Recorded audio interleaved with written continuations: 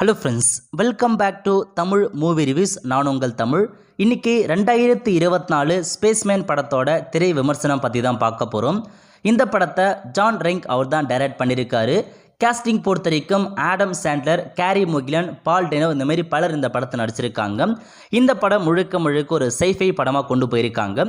இந்த படத்தோட திரை விமர்சனம் பொறுத்த வரைக்கும் அதாவது ஒரு நாட்டில் அதாவது விண்வெளிக்கு மேலே ஏதோ ஒரு அடையாளம் தெரியாத ஒரு ஸ்பெக்டாகுலர் ஒரு கிராக்ஸ் இருக்குது.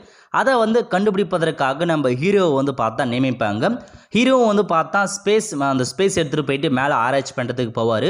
இவரு மட்டும்தான் தனியாக போகிறேன். ஏன்னா அது சோலோ அப்படின்றதால லோன்லியாக தனியாக இவரே பார்த்தா அந்த ஸ்பேஸ் ஆப்ரேட் பண்ணி மேலே போவார். ஸோ அதுக்கப்புறம் கிட்டத்தட்ட ஒரு 150 நாட்களுக்கு மேலே ஆகிடும் அவர் போகிறதுக்கு. ஸோ போக அந்த ஸ்பேஸில் போக சொல்ல அவர் தனியாக இருப்பதால் அவருக்குன்னு பார்த்தா ஒரு ஃபேமிலி இருக்குது, ஒரு ஃப்ளாஷ்பேக் இருக்குது. அதை பார்த்தா ஞாபகப்படுத்துறாரு. அவர் பார்த்தா ஒரு பொண்ணை லவ் பண்ணி ஆல்மோஸ்ட் மேரேஜ் பண்ணிடுறாரு.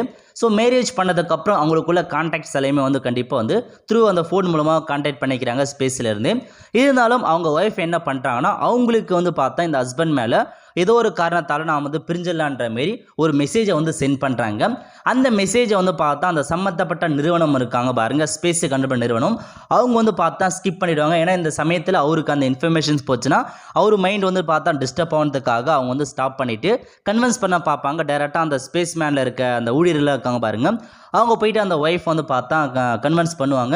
ஏன் இந்த டைமில் நீங்கள் பிரிய பார்க்குறீங்க, அவருக்கு டிஸ்டர்பன்ஸாக இருக்குது நீங்கள் சொல்கிற இன்ஃபர்மேஷன் மாரி சொல்லிவிட்டு ஸோ ஓரளவுக்கு சமாதானப்படுத்துகிறாங்க. இருந்தாலும் அவங்களுக்கு பார்த்தா சமாதானம் ஆகலை. ஒரு சமயத்தில் என்ன ஆகுதுன்னா அந்த ஸ்பேஸுக்குள்ளே ஸோ ஒரு அமானுஷ்யமான ஒரு மிருகம் காமிக்கிறாங்க. ஒரு 5 கண்களோட மிருகம் காமிக்கிறாங்க. அது பார்த்தா அந்த தனியாக இருக்க அந்த நபர், அந்த ஹீரோ தனியாக இருப்பார் ஸ்பேஸில். அதுக்கு நடுவில் அந்த மிருகம் உள்ள அவர்கிட்ட துணையாக பேசுது. ஸ்டார்டிங்கில் எல்லாமே பயப்படுறாரு. போக ஃப்ரெண்ட் ஆகிட்டு அந்த ஒரு அமானுஷ்யமான மிருகத்துக்கிட்டே பேசுவார். அந்த மிருகம் பார்த்தா நிறைய அட்வைஸ் கொடுக்கும். அதுக்கு நடுவில் அந்த லவ் பற்றி பார்த்தா அந்த மிருகம் கேட்டு அந்த லவ் பற்றி உங்கள் மேலே தான் தப்பு இருக்குன்ற மாரி அவர்கிட்ட பார்த்தா நியாயப்படுத்தி ஸோ நீ என்னென்ன தப்பு பண்ணலாம் கேட்டு அதுக்கு அட்வைஸ் பண்ணும். அதுக்கப்புறம் ஒரு சமயத்தில் என்ன ஆகுனா அதாவது அந்த ஒய்ஃப் இருக்காங்க பாருங்க, அவங்க கூட இவர் அதிகமாக டைம் ஸ்பெண்ட் பண்ணவே மாட்டார். முழுக்க ஸ்பேஸ்மேன் மாரி அந்த ஸ்பேஸுக்கே ஒரு முக்கியத்துவம் கொடுப்பாரு. அது மட்டும் இல்லாமல் ஃபஸ்ட்டு பேபி பார்த்தா கரு கழிஞ்சிடும். அது கூட இவர் டேரெக்டாக போக மாட்டார். செகண்ட் பேபி அப்பயும் கூட இருக்க மாட்டார். இந்த மாதிரி பல்வேறு ஸ்ட்ராட்டஜி டேமா பார்த்தா போயிட்டுருக்கும். ஸோ இது நடுவில் இந்த ஹீரோ இருக்கார் பாருங்க, அவர் அக்செப்ட் பண்ணிப்பார். என் மேலே தான் மிஸ்டேக் இருந்த மாதிரி அக்செப்ட் பண்ணி அந்த ஒய்ஃபுக்கிட்ட பேசி ஸோ ஃபைனலாக 2 பேருமே கமிட் ஆகிடுவாங்க. அதுக்கப்புறம் இவரும் பார்த்தா அந்த மேலே எந்த மாதிரி ஆராய்ச்சி பண்ணி எடுத்துகிட்டு கீழே கொடுத்துருவாரு. ஸோ மொத்த கதையை தான் கொண்டு போயிருக்காங்க. இந்த படத்தோட ஒரே பாசிட்டிவை பொறுத்த வரைக்கும் ஸ்பேஸ்மேன் படமாக கிரியேட் பண்ணியிருக்காங்க. அதில் அந்த ஸ்பேஸ் எப்படிலாம் செயல்படுது, ஏன்னா ஸ்பேஸில் பார்த்தீங்கன்னா ஸோ ஃபுல்லாக நம்மளால் கரெக்டாக நிற்க முடியாது. ஏன்னா மேலே பறந்துகிட்டே தான் இருப்போம் அந்த ஸ்பேஸ்மேனுக்குள்ளேயும் சரி. அந்த மாதிரி ஒவ்வொன்றும் கரெக்டாக துல்லியமாக சூப்பராக எடிட் பண்ணி காமிச்சிருக்காங்க. ஒவ்வொரு அவர் பார்த்தா ட்ராப்ஸ்லாம் எடுத்துப்பேன். அந்த ட்ராப்ஸ்லாம் எடுக்க சொல்ல அந்த ட்ராப்ஸ் கிளிக் பண்ண சொல்ல மேலே போகும். அதெல்லாம் சூப்பராக இருந்துச்சு. இந்த மாதிரி ஸ்பேஸ் சம்மந்தப்பட்ட எல்லாமே நல்லா காமிச்சிருப்பாங்க. இதான் ஒரு பாசிட்டிவ் சொல்லலாம். ஸோ நெகட்டிவ் பொறுத்த வரைக்கும் ஸ்பேஸ்மேன் அப்படின்னு ஒரு படத்தை எடுத்து ஸ்பேஸை தவிர மீது எல்லாமே பார்த்தா முழுக்க லவ்வாக தான் கொண்டு போயிருக்காங்களே தவிர ஸ்பேஸ் பற்றி எதையுமே அவங்க சுவாரஸ்யமாக காமிக்கல. அவர் ஸ்பேஸுக்கு போகிறாரு, ஸ்பேஸில் தான் மொத்த கதையுமே நடக்குது.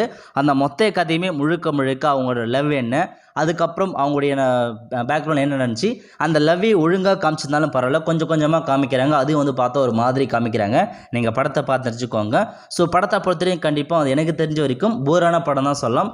ரொம்ப சுவாரஸ்யமாக இல்லை, ரொம்பவே போராக தான் போயிட்டுருக்கு. நிறைய இடங்கள் நீங்கள் ஸ்கிப் பண்ணி தான் பார்ப்பீங்க. ஏன்னா முழுக்க அந்த ஸ்பேஸ்லேருந்து அவர் லவ் பற்றியே தான் சொல்லிருக்காரு தவிர வேறு எதையுமே பண்ணலை.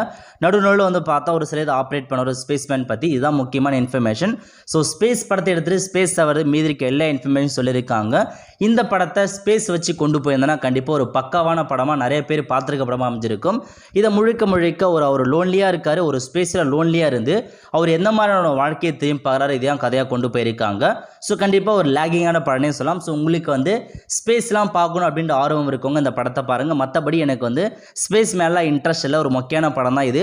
ஸோ நீங்கள் தயவுசெய்து ஸ்கிப் பண்ண விரும்பிக்கோங்க. ஸோ உங்களுக்கு ரொம்ப போர் அடிக்குது, எனக்கு வேறு படமே பார்க்குறதுனா மட்டும் இந்த படத்தை நீங்கள் பாருங்கள். உங்களுக்கு இந்த படம் பிடிச்சிருக்கும். அவ்வளோதான் ஃப்ரெண்ட்ஸ். ஸோ இதான் இந்த படத்தோட மொத்த இன்ஃபர்மேஷன். ஸோ கண்டிப்பாக இந்த படம் எப்படி இருந்து மறக்காமல் நீங்கள் கமெண்ட் பாக்ஸில் தெரிவிங்க.